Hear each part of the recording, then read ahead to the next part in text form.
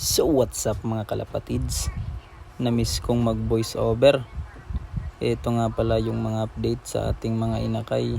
Itong inakay na to, hindi nga pala sa kanila to, dahil pinagpalit ko yung inakay nila Bibang at Walik dito sa kanila, kasi mga first time breeders natin to.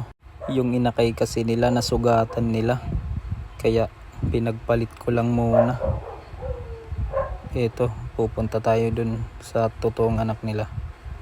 Ito nga pala si George, nasa likod yung inakay niya.